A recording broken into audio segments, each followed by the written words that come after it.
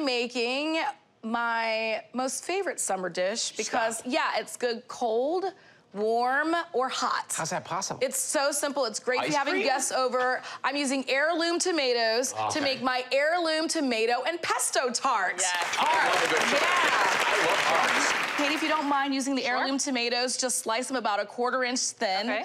And it's a really quick pesto. I have like 3 pesto recipes in my cookbook. So quickly, I'm gonna get started on the pesto, which I love pesto because there's so many different ways you can kind of move it around in your kitchen and do different things. But we're gonna go typical with some basil.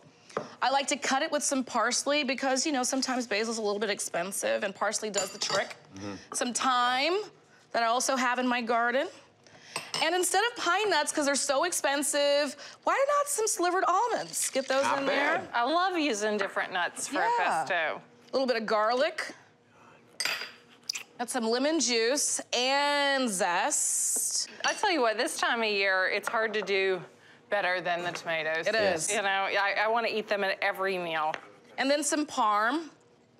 And then because we've got, you know, the salt from the parm, I'm just gonna come in here and hit it with some pepper. Might need a little pinch of salt later. Those heirlooms are so beautiful. So that's what tomatoes pretty much look like. Well, that's what they should. Like, they're not perfect, and that's why they're so good.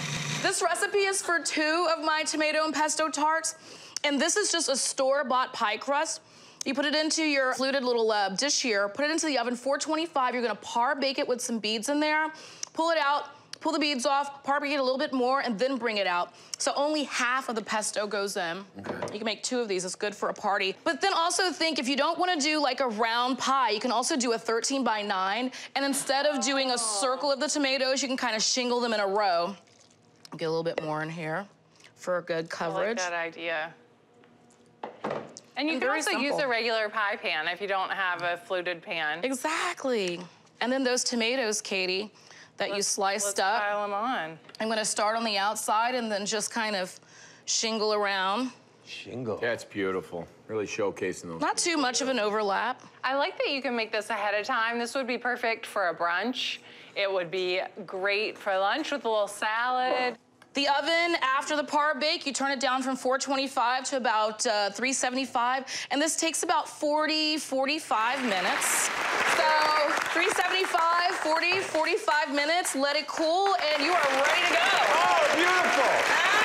I love to finish it with a little bit of Parmesan. Yes, so let me hit you off with that. Give me that. And then if you do it right when it comes out and it's nice and warm, it's nice as well. Maybe if you bring it out the fridge.